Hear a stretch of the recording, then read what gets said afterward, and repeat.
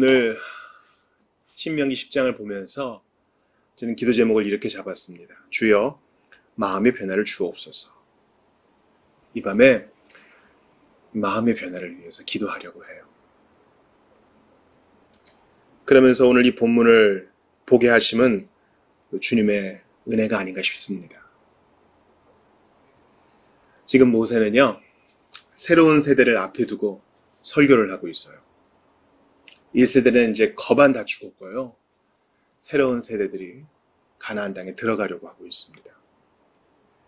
그들에게 모세가 상기시켜주는 설교를 전합니다. 여러분의 조상들처럼 고집센 마음 갖지 마십시오. 단순하고도 어린아이처럼 하나님 말씀을 지켜 행하십시오. 이게 아주 그의 설교의 요지입니다. 10장 12절 보세요. 하나님이 여러분에게 요구하시는 건 뭡니까? 하나님 경외하고 주께서 가르쳐 주신 길을 걸으며 온 마음과 온 영혼으로 주를 섬기는 일이 아니겠습니까? 아주 단순하죠. 하나님이 우리에게 요구하시는 것은 비밀이 아니에요. 아주 공공연한 거예요. 하나님을 경외하고 섬기고 그분의 뜻에 따라 사는 거. 어렵지 않죠? 너무 단순해서 핑계도 못 대요.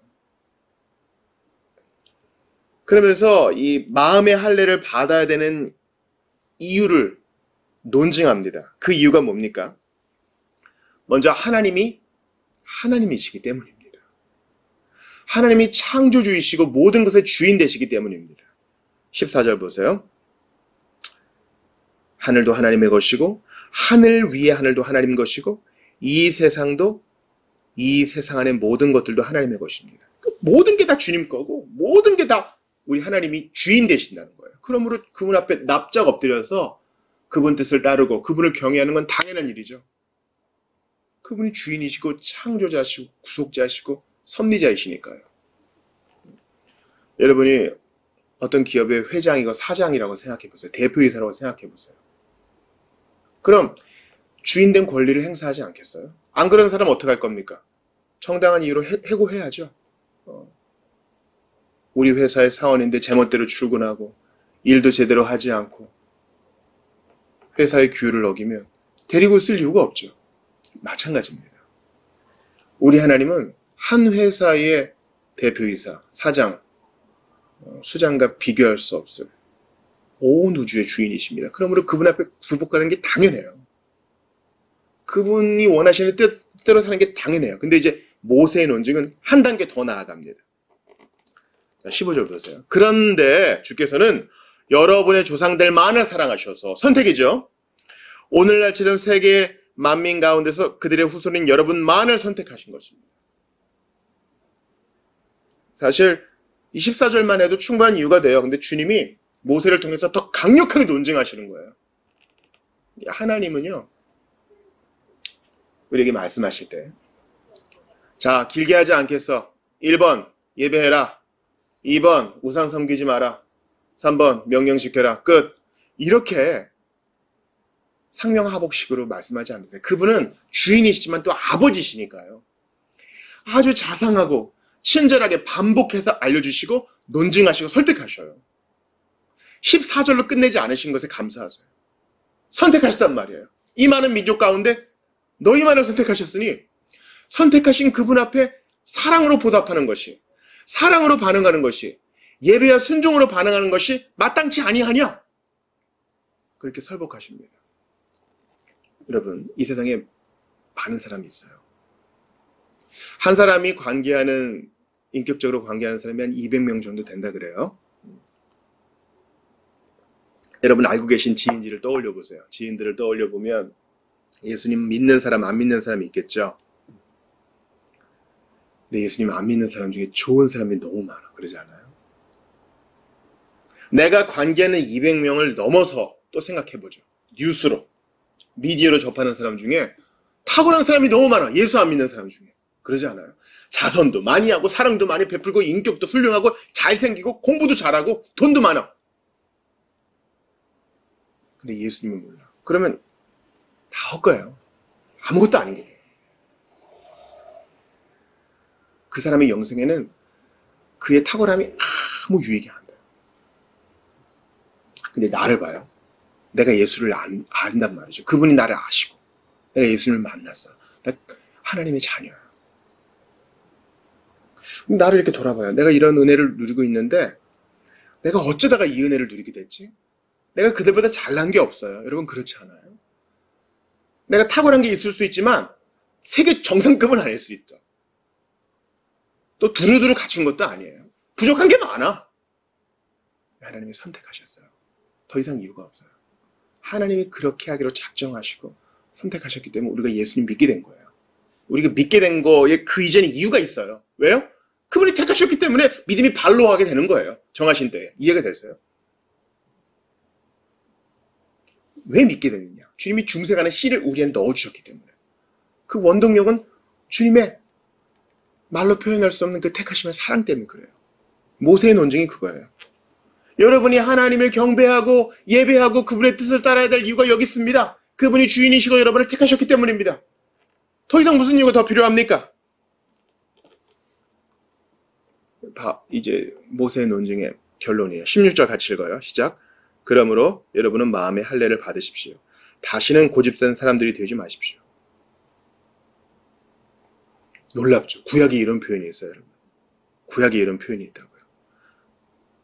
구약은 뭐 율법이고 신약은 복음이고 그런 거 없어요. 다 은혜 언약이고 다 복음이에요. 여러분 마음의 할례를 받으라고 모세가 하나님의 뜻을 따라 전했고 많은 선지자들과 우리 예수님도 그렇게 전하셨고 바울도 그렇게 전했어요. 마음의 할례의 반대는 뭐겠어요? 육적 할례가 있겠죠. 육적 할례는 그냥 포피만을 배워낸 거예요. 그걸 통해 주님이 가르쳐 주시는 바가 뭐겠어요? 너희 가운데 죄된 마음 뜯어내라. 잘라내라. 하나님만을 섬기라. 세상과 절연하고 세상의 신들과 관계 끊어내고 하나님만을 섬기라. 그거 아니겠어요? 근데 그 의식만을 행하고 마음의 할례는 없어. 마음에 더러운 건 베어내지 않아. 세상 사랑하는 마음 다 갖고 있고 돈 좋아하는 마음 다 갖고 있고 이거 안 된다는 거예요. 마음의 할례를 받으라. 마음에 누룩이 있는데 어떻게 하나님만을 경배하고 그분의 뜻을 따르겠어요? 잘라내야 돼요. 잘라낼 때는 아픔이 수반됩니다, 여러분. 하나님을 경배하고 하나님께 순종하는 일은요, 로봇처럼 자동으로 되는 게 아니에요. 부드러운 마음을 주셔서 그렇게 하지만 우리가 의지를 복종시켜야 되는 부분이 있어요. 여러분, 뜻을 이루려면요, 자동으로 되나요? 아니죠. 건강을 위해서 식단 관리를 합니다. 내 입이 좋아하는 것만 먹으면 안 돼요. 의지적으로 끊어내야죠. 건강을 위해서 운동하죠. 내 몸이 좋아하는 대로 이불 속에만 있으면 안 돼요. 게으름을 끊어내야죠. 하물며 하나님 앞에 사는 것은 더한 끊어냄이 필요하지 않겠습니까? 죄악을 끊어내는 거, 악한 생각을 끊어내는 거, 유혹을 끊어내는 거. 마음의 할례를 받으라. 누구에게 말씀하시는 거예요? 택자들에게. 누구에게 말씀하시는 거예요? 하나님 자녀들에게. 누구에게 말씀하시는 거예요? 우리에게. 교회에게 하시는 말씀이에요. 마음의 할례를 받으라. 예레미야 4장에도 주님은 예레미야 선지자를 통해서 마음의 할례를 가르치십니다. 4장 1절에서 4절을 다 봐야 되는데 4장 4절만 보겠습니다. 유다인과 예루살렘 주민들아, 너희는 스스로 할례를 행하며 너희 마음 가죽을 베고 나 여호와께 속하라. 그리하지 아니하면 너희 악행으로 말미암아 나의 분노가 불같이 일어나 사르리니 그것을 읽을 자가 없으리라. 이 마음의 할례, 마음 가죽을 베지 않아서 그들이 나라 잃고 성전 잃고 포로로 끌려가게 된 것입니다. 그러므로 여러분께 지극히 자비한 마음으로 제가 권면합니다. 하나님의 징계를 받지 않기 위해서라도 마음에서 죄악을 끊어내세요. 뭐 한 번 구원은 영원한 구원임내 하면서 마음의 할례를 받고 마음가죽 베어내는 일을 게을리할 수 없어요. 우리 정말 큰일 났습니다. 앞으로도 이제 민족을 위해 기도할 텐데, 이 결례를 위해 기도할 텐데, 신자가 신자답지 못하고 이상한 일이나 추진하고 아주 누추한 세대에 살고 있는 우리가 더욱더 마음가죽을 베야 돼요. 여러분, 이 죄악은요 점점 대담해지는 게 있고 또 면역력과 중독성이 있어요. 처음에는 이거 해도 될까? 가슴 떨리는 일들이 한번 해보면 나중에 아무것도 아닌 것이 돼서 큰 죄악을 저질러도 감각이 없어져요. 왜 그래요? 마음 가죽을 처음부터 안 뱉기 때문이에요. 그걸 안 뵈니까 그것이 굳은살이 되어버려서 마음에 아픔도 없고 양심에 찔림도 없고 그런 겁니다. 기쁜 일이 있을 때 주님께 찬양함도 없고 예배할 때 환희도 없고. 왜 그래요? 마음 가죽 안 베어내니까 그게 굳은살이 돼버린 거예요. 바울도 이것을 강조합니다. 로마서 2장 28, 29절 보세요. 무릇 표면적 유대인이 유대인이 아니요 표면적 육신의 할례가 할례가 아니니라. 오직 이면적 유대인이 유대인이며 할례는 마음에 할지니 영에 있고 율법 조문에 있지 아니한 것이라. 명확하죠. 이게 구약의 말씀이요 신약의 복음입니다. 우리 주님은 마음의 변화를 요구하세요. 어떤 분이 저한테 한번 질문하신 적이 있어요. 니케아 신경에 우리는 죄사함을 위한 세례를 고백한다 그럴 때 목사님 세례로 죄사함 받나요?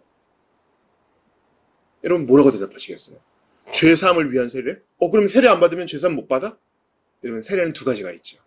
먼저 영의 씻음, 내적 씻음이 있고 그 다음에 예식으로 표현되는 외적 씻음이 있는 거예요. 먼저 영적 씻음을 받아 맑은 물을 뿌려 주시고 우리가 죄사함의 확신을 갖고 그 다음에 식에 참여하는 것이죠.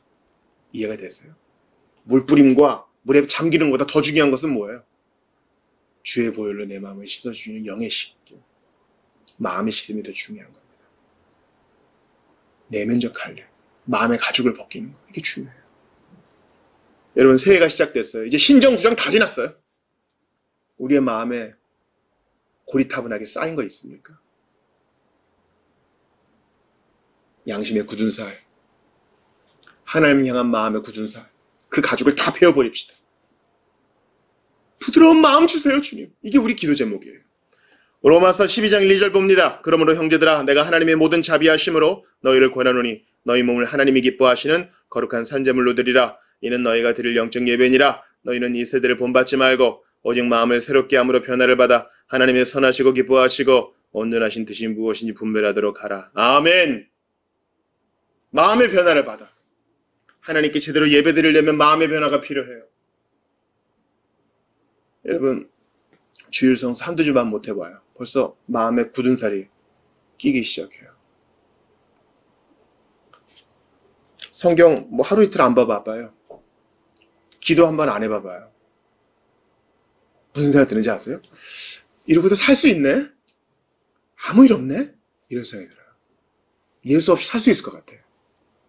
내 안에 계신 성령님과 긴밀한 교제 못해요. 굳은 살이 배기 시작한 거예요. 마음 가죽은 매일 베야 돼요. 이해가 되세요? 지금 가나안 땅 입성을 앞두고 있는 그들에게 모세가 전합니다. 너희 마음 가죽을 베어서 하나님이 원하시는 바 그분을 섬기고 그분을 예배하십시오. 이게 모세 유언이에요. 이건 우리 주님이 우리에게 하시는 말씀의 기도예요. 사랑하는 여러분, 매일 주님과 신사랑 살아있는 관계를 갖기 원하세요? 매일 회개와 기도로 주님 앞에 나아가야 돼요. 마음 가죽을 벗겨내야 돼요. 예수 처음 믿었을 때는요, 혹여라도 내가 부지 중에 부지불식간에 지은 죄가 혹시 있지 않을까 해서 잠자기 전에 주님께 기도해요. 그것 때문에 상처받았을 사람들을 위해 기도해요. 근데 마음 가죽이 안 벗겨내고 굳은 살이 쌓이면 뭐 그런 거지. 그리고 기도에 활력도 없고 감사에 쉬는 사람도 없고. 그래요. 우리가 이 밤에 정신을 똑바로 차려서 주님 앞에 마음 가죽을 베고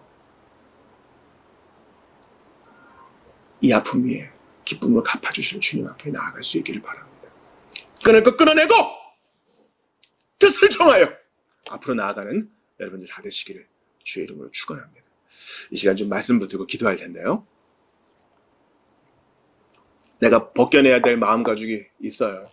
게으름, 중독, 나태, 미움, 시기, 무관심, 사랑 없음 이러한 마음 가죽 다 벗겨내고 주님 앞에 성결한 양심으로 설 수 있기를 바랍니다. 그래야 우리가 기도도 하고 다른 이들을 품고 사랑도 하고 섬길 수도 있지 않겠어요? 이 시간이 기도 제목 놓고 함께 기도 올려드리겠습니다. 같이 기도하겠습니다.